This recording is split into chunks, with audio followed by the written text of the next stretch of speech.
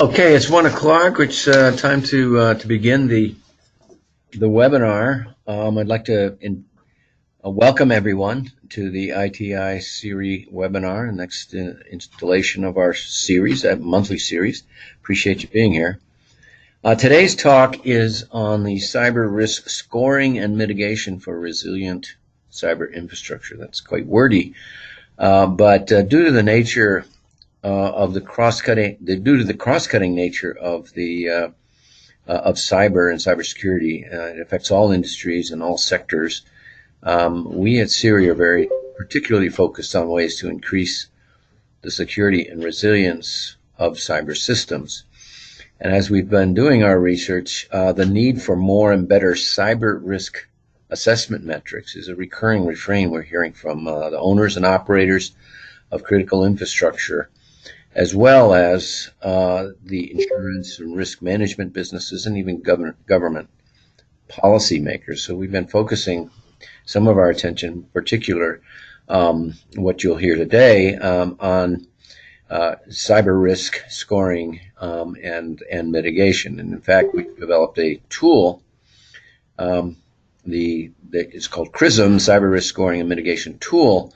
And development has been underway for a number of years, and we're in the process of transitioning that tool to market. You'll hear about that as well today. So in today's talk, you're going to hear about the research that spawned this tool. You'll learn a bit about the tool itself and the current plans to transition it to market.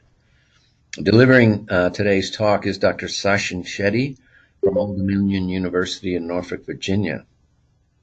Dr. Shetty holds a joint appointment as an associate professor in the Virginia Modeling, Analysis, and Simulation Center, as well as with the Department of Modeling, Simulation, and Visualization Engineering at Old Dominion.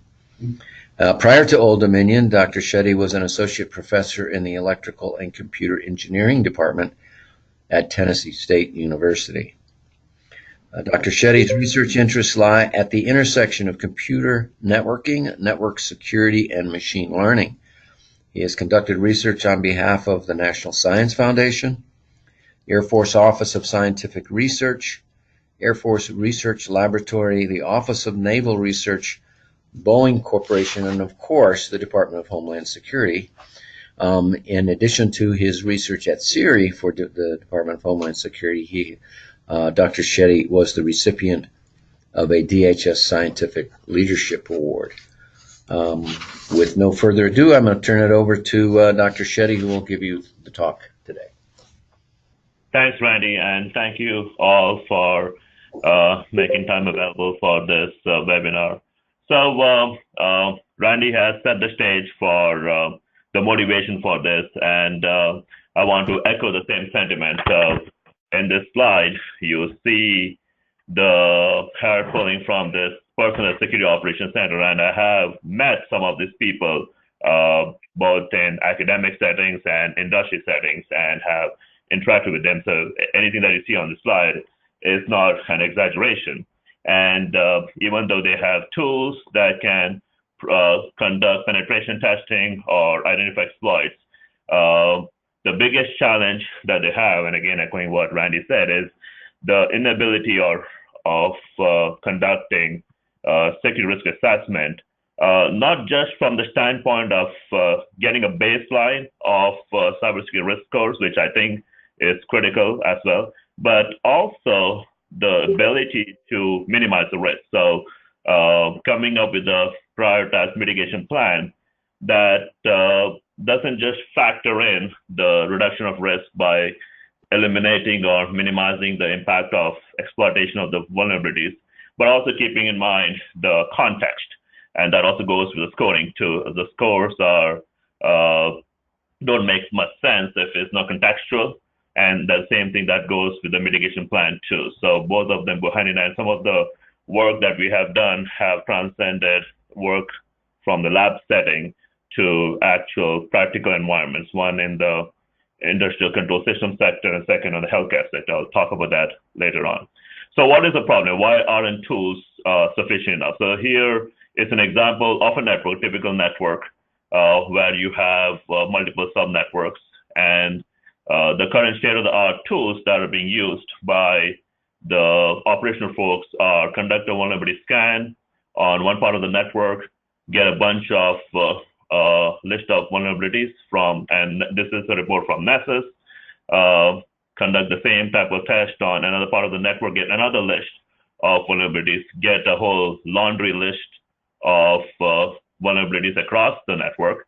And the challenge is that what you really want to know is not just the listing of all these vulnerabilities. What you really want is for a specific attack target, which of those vulnerabilities would be exploited in a multi-stage scenario to get to the target. And if you rotate the starting points and rotate your target assets, getting more insight into not only the exploitation of vulnerabilities, but also the merits and effectiveness of your defense systems in preventing the attack or minimizing the attack. So the goal here is twofold: to come up with tools that will alleviate the stress and pressure on the operation folks to focus more on zero-day attacks and try to reduce their burden on focusing on known attacks.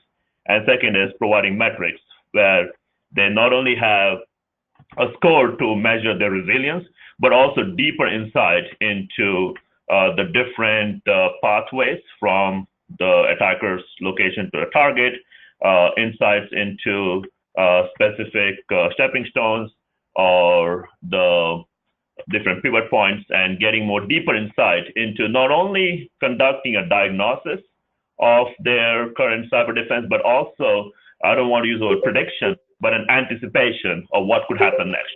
What is more likely? One of the things that I always get when I interact with the healthcare sector is they've got this top three threats: ransomware, spear phishing, and that's one word that's escaping my mind, but they got those top three threats, and they're mostly concerned about which specific nodes or stepping stones in their infrastructure are along the way to conduct those or exploit those three threats. So just to summarize, the challenge is you just cannot conduct the process of enumerating all the vulnerabilities, which is really what is going on in the current security space. What you need is the ability to correlate them and get to the point where you have deeper insight. So that brings me to the research challenges. So the motivation for why we decided to take on this task 3 years ago is when we discussed with some of the security operations centers, we were not convinced that the tools that they're using are effective in providing cybersecurity risk assessment. This is a list of challenges. We are attempting to address some of them. Obviously, there's a lot of work that needs to be done, starting with the cognitive overload, which is a refrain that we receive a lot of times, that the overwhelming number of alerts and the inability to do effective decision making because you are investing most of your time chasing after mundane, benign type of alerts that could be remedied if you had a prioritized mitigation plan that takes care of them. And that goes to my remediation plan. The biggest challenge is in the previous two slides, you saw the listing of those vulnerabilities, which is what the tools provide, but they don't provide you the insight into which one to patch first. And the challenge with that is it's not just exercise of finding out which vulnerability is easy or hard to exploit, but keeping in mind the role that a particular host or network plays in your overall mission. And how do you balance the two? How do you make sure that your intent of reducing the risk is not going to compromise the operational resilience, whatever mission is being carried out? And so I got a specific example of this that we applied for the ICS sector. I'm going to talk about that in a few minutes. The third piece is isolated alerts, which is another challenge where if you don't have deeper insight, you may not be able to stitch together these isolated alerts and correlate to figure out that they are going to be part of the puzzle for a larger attack. And also this goes into some of the machine learning work, trying to gain more insight and focus on the alerts that lead to bigger threats rather than the alerts that are not along the way to result in impactful threats. Again, reach back and updates to higher command level. This is the biggest challenge, is that how do you provide the better inform? What you really want is being able to identify the incurred program cost, right? If you don't do anything, what would be the cost? Creating scenarios where you can present the cost-benefit ratio, that if you don't reduce the risk, what would be the long-term cost? What would be the incurred program cost? Now, you can apply this in different settings. Some of those costs could be mission critical. Some of them may not be mission critical, but the ability to inform your higher command levels the cost that you will incur if you stand pat and not do anything is very critical. And that also can only be done through metrics. And finally, the tactical strategies, which is this is ongoing work. I'm going to touch upon this in the last few slides. So it's a challenging effort because it goes beyond the technology space, because you're trying to figure out what is the intent of the attacker. Are they using you to get somewhere, or are they only interested in the target, or are they interested in conducting damage along the way? So a lot of these things are unknown, but are there ways to determine that? So I'm going to all the challenges that are listed. We went about addressing some of the key challenges. So we started by taking this data-driven modeling approach. There have been a lot of modeling approach to assess cyber risk, and we wanted to make sure that our techniques and methodologies are data-driven and not purely theoretical-driven efforts. The second piece is, once we went through the process of assessing and measuring cyber risk, what we found out was that we didn't have enough information of criticality. And that's very important, because if you don't have any context information about the role the node plays in the overall architecture, then the risk calculations may be skewed. So a risk score doesn't make much sense if it's not put into proper context. The third piece that we're addressing is finding out the adversarial opportunity, looking at the different stepping stones and the opportunities that are provided for the attacker to propagate to the target. How are those opportunities laid out? Are they all similar? Are they diverse? Can we do something to make the process much more difficult? So it all comes down to gaining deeper insight. The more insight you have, then you're in a better position to identify surgically how you are going to go about making the exploitation difficult, which in turn will reduce your risk, which brings back to my prioritized mitigation plan. So even though you know all the different interventions that you should do, how does that play with the resources you have and the investment you want to make? So making smart investments is practical, but if the investments have to be well informed.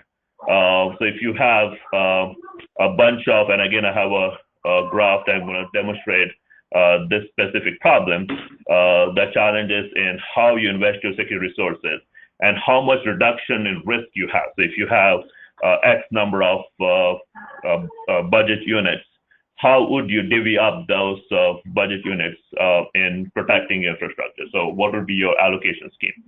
So we'll touch upon that as well. So before I go through all this, I want to set the stage for what I mean by multi-step attack. So here is an example where you have, this is something that you see this over and over in specific settings. So in this conceptual setting, you have the attacker who could conduct a buffer overflow attack by compromising firewall rules and compromising a specific bug on the web server. And from there, that could be another second stage attack to maybe modify the files of the file server, which contain the web pages which the web server is going to be using. Another attack vector could be sending a spam email or spear phishing to a workstation computer and then conducting the same attack. So which one is more likely, and which is the path that the attacker is more likely to take? And how do you measure that, right? How do you, for your organization, which path is more likely? Is it more likely for the attacker to choose this path versus from the internet and come over here? So being able to measure these two paths and compare them so that you have better insight into which path is more likely for your organization. And through those metrics, you can then determine where do you want to invest your resources. Is your resources better invested in protecting your internal network versus protecting outside? Is it better to build larger and bigger firewalls, or is it better to focus your investment internally? So that is another example of how you need informed decisions on investing your security resources.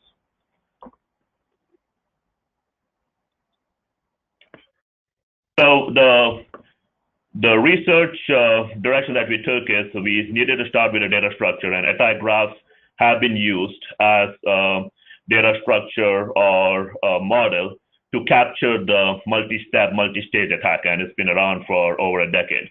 However, there are a lot of further research that one needs to do to answer all the research challenges that I've mentioned in the previous slide. So basically, the multi-step attack that I've demonstrated to you, the attack graph is a modeling formalism to capture the lateral propagation, to capture the specific vulnerabilities that are exploited, and the precondition and the post-condition that needs to be satisfied for those exploitation.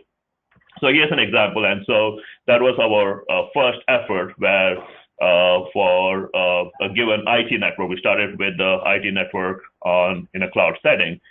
We went through the process of generating the attack graph and coming up with a methodology to score the exploitability.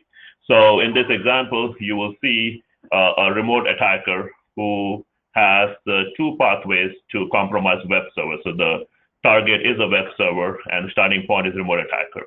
And the pathways are to the database server or the proxy server. So in order for us to compute the probabilities that you see over here, we leverage the information that was provided by the National Institute of Standards and Technologies, National Vulnerability Databases, and their scoring system. And so all the probabilities that you see over here represent the degree of exploitability. And they're all based on the information that we have about the operating system, the software versions. And that was our first step to encode the degree of exploitation and provide a pathway to compute the risk values. And so that resulted in us building this tool called CRISM, the cyber risk scoring and mitigation tool, where we went through the process of doing network fingerprinting, device fingerprinting, identifying the attack surfaces, generating the attack paths. And when we generate this attack graph, we are checking for those, we're testing for the presence of exploitability, and then deriving the degree of exploitability by referring to the NIST risk scoring information, and then coming up with the scoring for the correlated vulnerabilities. Now that we know the network, we overlaid the graph, we have the ability to compute the risk score by looking at multiple attack paths from a given target to the from a given starting point of attacker to the target. And so the very first set of research resulted in this tool and use of Bayesian risk graph to compute the risk scores. The challenge that we had in this process was, if you recall in the research challenges I mentioned about the inability to capture the criticality, because most of these risk scores would be similar if you run it across multiple organizations. We didn't have enough insight into how critical the assets or where the critical assets are, which assets are worth protecting, and how do we factor that into the scoring system. So that was feedback that we received when we presented this tool to several folks. And so we went through the process of looking at a very specific sector. We started with the industrial control system sector, where we were interested to apply this attack graph-based techniques to not only find out a pathway to calculate the risk, but also model the criticality. And it's extremely challenging to define criticality without having a proper context. And so the ICS testbed, and so we are working with Accenture Technology Lab on this project, and they were gracious enough to provide us access to the testbed, something that we didn't have when we started this project because most of the work was done in purely IT setting. So the advantage of using our tools and deriving information or gathering information that would now give us more insight into the criticality was immense. And so we started this process where we were, again, this is within our test bed. I'm going to show that in the next slide, where we were given access to the information that is sent on the network and on the host that allowed us not only generate that type graph, which is what we did in the previous research, but also identify the critical paths and then conduct those criticality calculations to then identify within those attack graphs which are the critical paths. And that's something that we haven't been able to do in the previous work. So here's the testbed that we started applying the work to. So if you look at this particular testbed, you'll notice that it's got defense in depth architecture. At the very top, you see your typical IT workstations and that look in IT subnet. Within the DMZ space, you will notice a web server that is directly accessible through the internet. And then you'll also notice that the SCADA servers are also accessible through the internet again as you go through this network.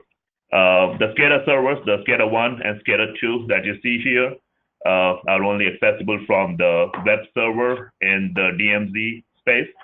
And the web server is also accessible from the user web server.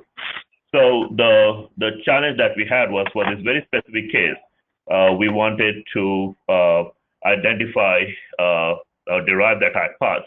And the goal here is that we are trying to minimize the risk, identify the risk to any of these breakers over here within the OT network. So that's our goal. We know that if the SCADA 1 or SCADA 2 is compromised, that is going to cause the immense impact. And so given that knowledge, we then went about to defining this criticality piece. And that was the thing that was missing in a previous work where we had the metrics, but we didn't have the criticality information. So we started with defining criticality. Again, in the architecture that I showed you, it makes sense because we are interested in finding out, for example, the locality. So we are looking at the relative position of a particular node in that layered architecture. So obviously the nodes that are closer to the physical assets, which are the RTUs, are more critical and will receive higher value. And so in the previous figure, the SCADA 1 and SCADA 2 are going to be more critical than the web servers. And so the locality metric then helps us provide or capture the differences that we would not be able to capture if we didn't have the information. The second piece of information is centrality, and this is equally important as locality, because what we are also looking at is that the locality is only focusing on the importance based on the layer.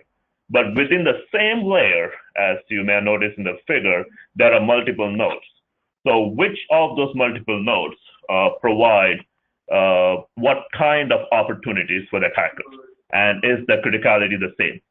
Do all the nodes present the same opportunity? So if I were to go back here, locality tells me the weight of this layer versus this layer, and so on and so forth.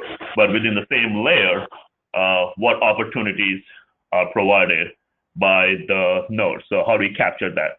And for that, we, again, within the test bed, we were able to collect the network packets. So in this case, TCP, TCP3 that were exchanged. and over a period of time, we have been able to determine the number of connections and the number of packets that we exchange.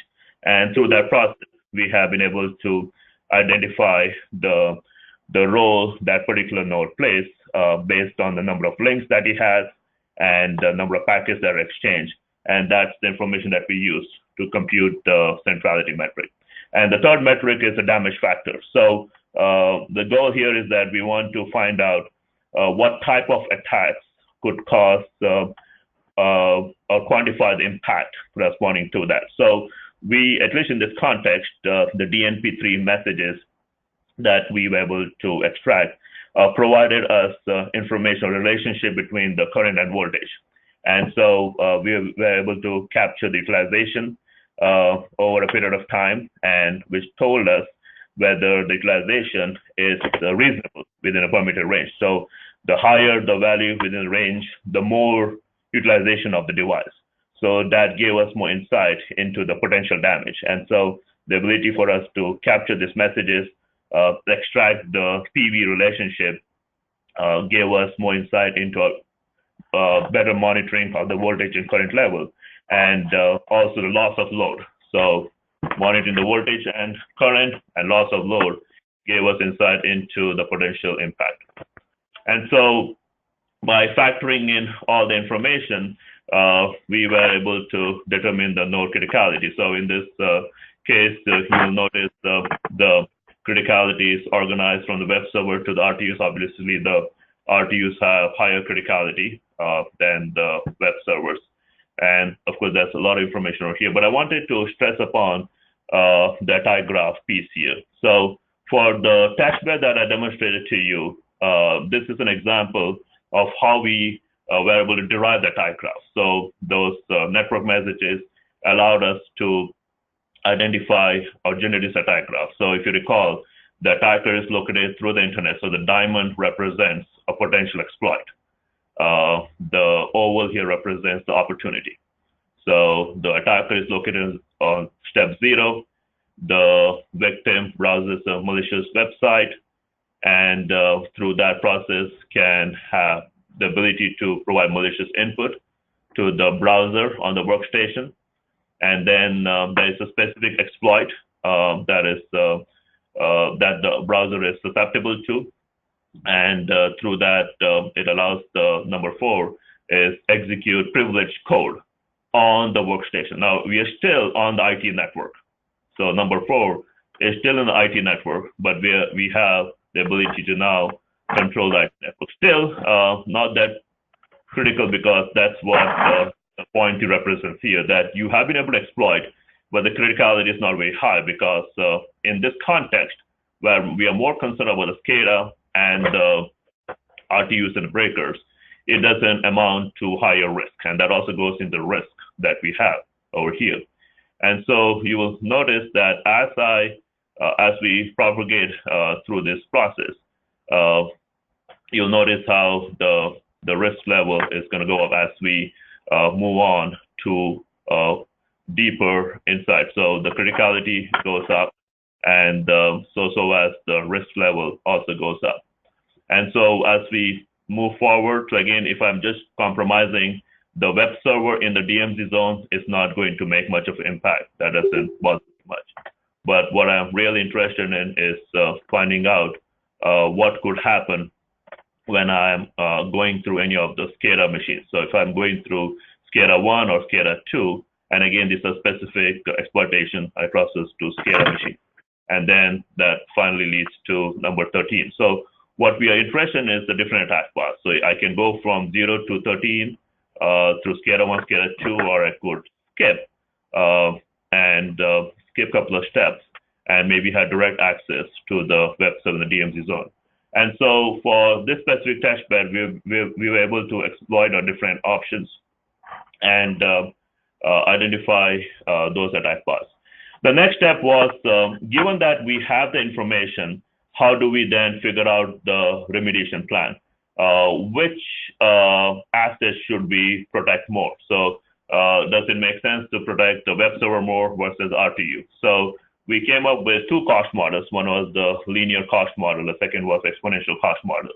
And so what we are looking into is the maximum number of budget that you have, and the maximum cost that it takes to eliminate all the vulnerabilities, and the actual cost that is invested to the particular node. And we are looking at all the preconditions and the vulnerabilities and exploit. That's the resource piece. So when we talk about the resource, we are talking about expending resources to reducing or tracking or monitoring these three components. And so we came up with a linear cost resource allocation that is focused on which node should we spend more time on reducing those preconditions, vulnerabilities, and exploits. And so if you do in that fashion, what would be the total risk? So obviously in this case, we are more focused on protecting the SCADA and RTU. Obviously, the number 0 is unrealistic because you can never completely eliminate all vulnerabilities, but the concept is still the same, that you ought to spend most of your resources on the SCADA machines rather than the web server machines.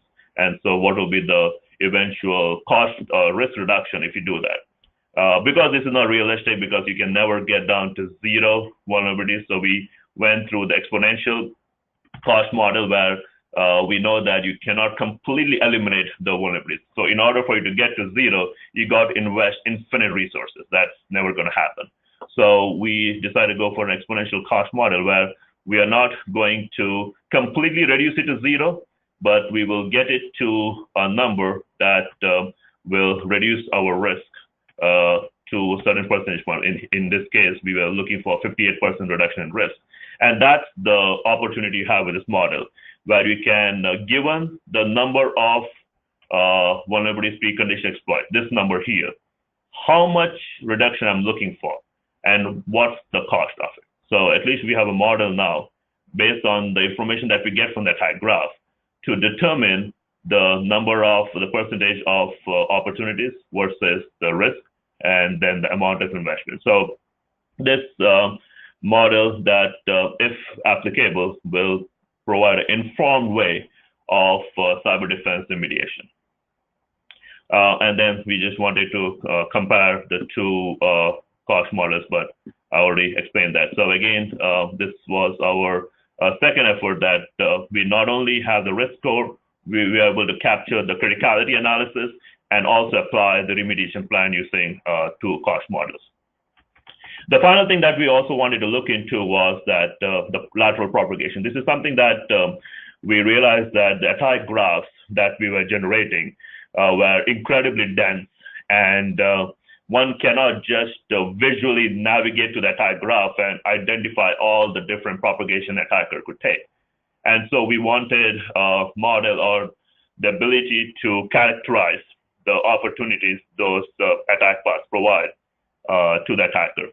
And so we took on this approach. This is the work that has been published at Resilience Week. So a lot of the details of the work is available in the paper that was presented a few months ago. And so we started with the first metric, which we call the topological connectivity-based criticality metric. Again, all of this is applicable to the test bed that I showed a few slides ago. So what we wanted to see was, and we noticed that in the attack graph, that that one could have a lot of similarities if you carefully look at the specific services and the vulnerabilities, the operating system, and isolation pattern. The isolation pattern here represents the firewall rules, the authentication, the access control. And so if you were to compare all the attack paths from the attacker's location to the target, you would notice that more similar attack paths are going to provide attackers better opportunities. So if I know how to exploit a specific vulnerable service on step 1, if I see that again, it's definitely going to, it's not going to be the same effort because I figured out how to exploit it. Same thing goes with the lack or presence of the isolation patterns. So, and same thing with the operating system. So this is something that security researchers always espouse, having more diversity to increase your resilience, which is easier said than done because diversity sometimes also equals complexity. And so we wanted to at least measure the similarity. At least you get an insight into how similar or how diverse your components are. This is so that we get enough information or degree of exploitability and through this contextual information. And so that allowed us to compute this metric. And what we're interested in is specifically that the different hosts that are along those attack paths, how much opportunities do they provide? If we were to vary the operating system in the intermediate host, would that make it much more difficult to launch a successful attack? So how much diversity can we handle? And that's what's important, because it's one thing to say that to have diverse operating systems, but having more specificity on how much diversity and on how many nodes, because you don't want to have this across the attack path. But does it make sense to have more diversity in the early stages than the latter stages? Because when you're talking about assets that are too closer to the target, having more diversity can affect the resilience. But maybe more diversity earlier on may not really affect the target's operation, but might make the attacker's job more difficult. So these are the reasons why we wanted to explore this metric. The next metric, and this is probably going to require a lot of work, but at least we wanted to start the process, because we heard a lot about capturing insider attacks. So even though this is a work in progress, we at least wanted to go through the process of classifying what are those attack vectors for social engineering attacks. And obviously, the biggest challenge with this work is gathering the data, having enough data, because I keep espousing data-driven modeling. This is a specific metric that if you don't have enough data, the efficacy of this metric can be lacking. But regardless, again, one of my students is spending the last 4 to 5 months at Accenture trying to identify how many of these parameters are realistic so that we can use them in our metric calculation. So we divided this into 3 steps. The first step was orchestration, where we are focusing on the parameters that help with the targeting, distribution, and automation of the social engineering attack. The second stage is exploitation, that the tactics that an insider could use to bypass security measures. And then the third stage is the operational procedure that the attacker could conduct. So breaking down the social engineering opportunity across the 3 phases, and again, computing the metric. The final thing was infection propagation metric. Here is where looking into much more interdependency from different host, software, and operating system to the final target, and finding out the propagation of malicious information. So finding out the objects, finding out the evidence, and then figuring out the impact, in this case, the substation. So again, this is the ongoing work where we are putting all these metrics together and providing the insight to the operational folks so that they have better understanding of the resilience of their specific infrastructure.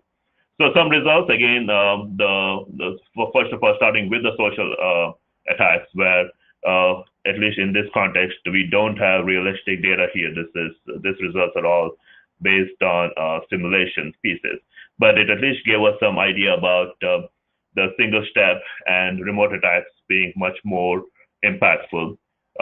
Moving on to the TCCM, if you look at this particular graph, you'll notice that the standard deviation, which if you recall, the TCCM captures the similarities. So what we noticed was that in the attack paths, closer to the attacker, closer to the outside world, there's a lot of diversity, which means that there is a few similarities. So there's a high distribution. So that presents a lot of difficulties for the attacker. But as you move towards the target, the similarity reduces. So obviously, to have more distribution at the beginning is going to make the attacker's job more difficult. So if the degree of exploitability decreases in the initial stages, then they are less likely to continue, because they need to go through those initial stages to get to the later stages. And so again, this is our simulation results where we are trying to figure out, if you vary the OS and vulnerable information, how much impact would it make to the impact on the target. a few more additional information of what we are doing. We wanted to continue to look into the analysis of the attack graph, trying to focus on the strength of this attack path from the exploitability perspective. One of the challenges we wanted to figure out is that which attack path is more likely. And so is it a path that requires fewer preconditions to exploit? Is it the path that has too many preconditions? So what is the metric? So we use this strategy to encode the attacker's progression, and we were focusing on all the preconditions. And we also looked into the isolation pattern. One of the reasons why we wanted to look at isolation pattern was we wanted to see the intersection of precondition vulnerabilities and access control, authentication, and firewalls. What would be the relationship between the two? We know that having more isolation is going to make the attacker's job difficult to propagate, and it will make it easier for the defender to detect. However, this brings up the problem of having more network segmentation, and more network segmentation can sometimes go against operational resilience and also functionality. So where do we draw the line? Do we have more network segmentation, which means a lot of isolation patterns, versus more informed way of applying this isolation patterns and then looking at which specific precondition? Because what we are looking at is not applying the isolation patterns, which is access control firewalls, without knowing which specific preconditions would they be elevating, or which preconditions they are going to make it difficult to exploit. Because that's more important, because what we noticed in our attack graph calculation is that if the preconditions are not satisfied, then the degree of exploitability becomes difficult. So along the same lines, we wanted to make sure that we identify the isolation patterns that make it difficult to exploit the preconditions. And if earlier on, if more preconditions are becoming harder to exploit, then the attacker doesn't have, an attacker has to spend more resources to dig further. And that's, again, the ongoing work that we are conducting, where we are trying to find out which of these isolation patterns and how do we deploy. We know how to deploy firewalls, VPNs, identity access management. But what we don't know is an informed way of applying that, keeping in mind reducing the risk score, and keeping in mind that we want to eliminate, make the precondition exploitability as difficult as possible. So having more informed way of applying these isolation patterns is what we are focused on in this effort. And so again, this is ongoing work where we are trying to capture the difficulty of exploiting those attack graphs and the role the preconditions play and the isolation patterns play in achieving that. So I want to spend the next 5 minutes on the commercialization piece. So the work with Accenture is going to result into commercialization, but then most of the work is still being incorporated as we speak. But with the healthcare sector, we have been able to deploy CRISM at the infrastructure. And as we speak, we are conducting several scalable evaluations. So right now, several different networks. Again, this is an example of, we conducted a test on 50 nodes, each running over 20 services, combination of diverse Windows and Linux distributions, and a host of different services. And again, the challenge that we had was that though we can get the score and provide the mitigation, the attack graph analysis or understanding or extracting intelligent information from the attack graph is extremely challenging. As you can see in this graph, this is an example of the attack graph that came from 50 nodes. And so the reason why Centara was interested in CRISM was the tools that they were using did not provide them the two key pieces of information that they need. They wanted the cybersecurity score, which provided them the insight into which networks that they need to spend more time applying their cyber defenses. So that was good for them to apply the scores across multiple networks and get insight into the networks where the cyber defense methodology are working very well.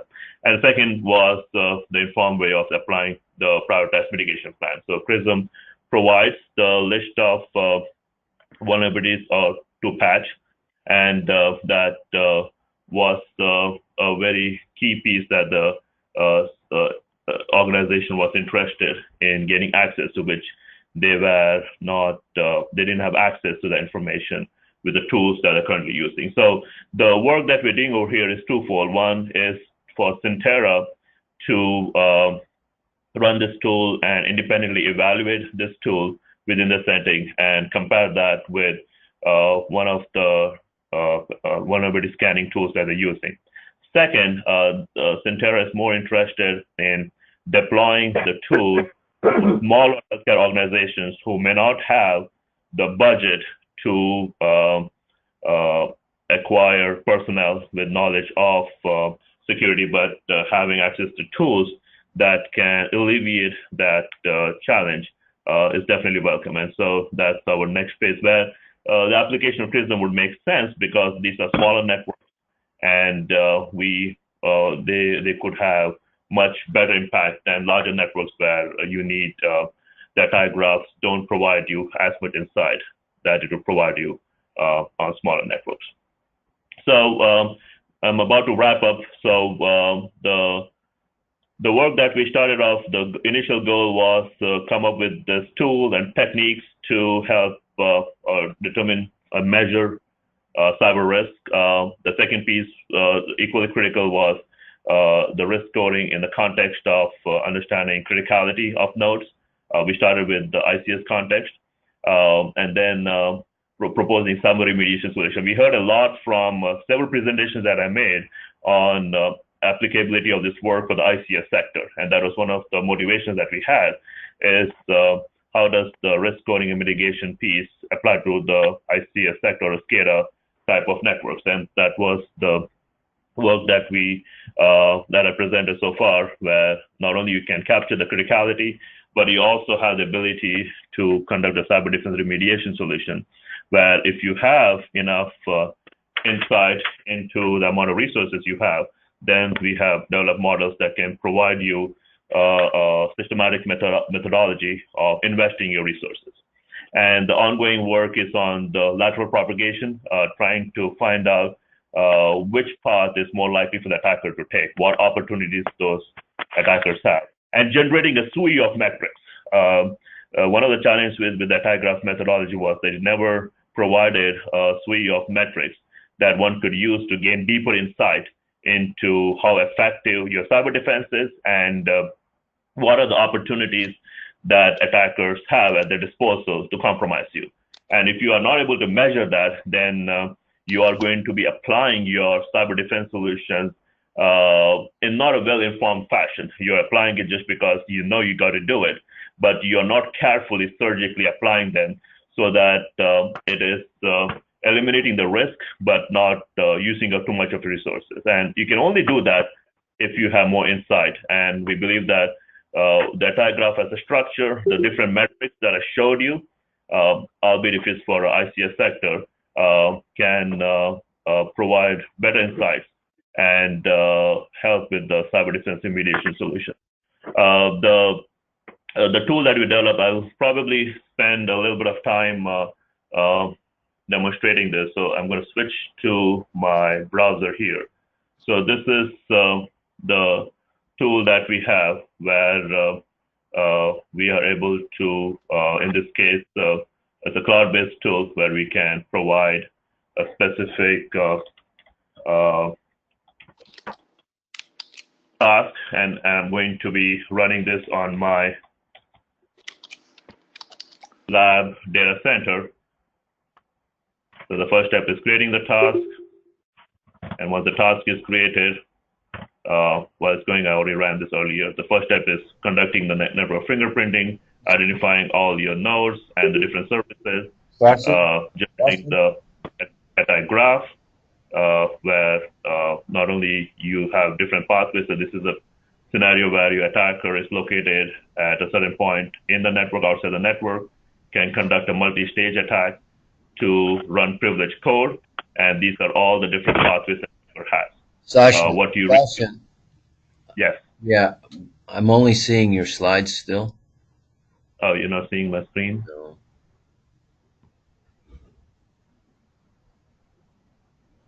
How about now? Yep. Now we're seeing. Okay. So let me bring up the topology. So this was the topology that I built, and the the network comprises of 3 different machines in my lab, and we got multiple network-facing software. So the diagraph technique that I've mentioned to you that allowed us to generate this diagraph based on the network vulnerability test, where we test the presence of exploitability for known attacks, the attacker's location, conducting stage 1 attack, stage 2 attack, and stage 3 attack, which results in complete control of the target machine through multiple attack pathways. You have the structure here, but you don't have the degree of exploitability. So now you have the degree of exploitability loaded onto it, where you know which path is more likely, and then you're able to combine all that in a singular risk code. So the tool is not going to be a platform for all the different techniques that I mentioned. And some of the metrics have made their way. Some of the metrics are still going to be implemented, but we see this platform as a methodology for us to not only provide the risk scores, but also provide the mitigation plan. And an example of mitigation plan is over here, where we can not only, based on the attack graph analysis, show you the risk score, but rank the vulnerabilities and the fix information, where do you go to fix them in a prioritized way that is aimed at minimizing your risk score. So I want to go back to my presentation. So we are right now evaluating this on the ICS sector and the healthcare sector. Those are the 2 areas where we are. The healthcare sector, we are currently in the process of commercializing the work, because at least for their usage, they are comfortable with using CRISM in its current version. But then for the other sectors like ICS, there is interest in further metrics that I presented to you, but will eventually make its way to the tool. I would like to thank my funding agencies, CIRI, CREDC, and the Commonwealth of Research Commercialization Fund. That's the program in Commonwealth of Virginia that is helping with supporting the commercialization activities of PRISM. I would like to end right here, and if there are any questions, I'll be more than happy to answer.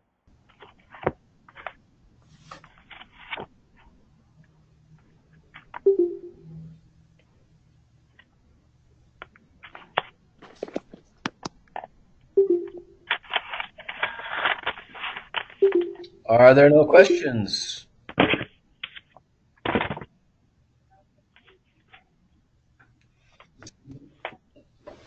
Okay, I guess there are no questions. Sachin, thank you very much for a very informative presentation.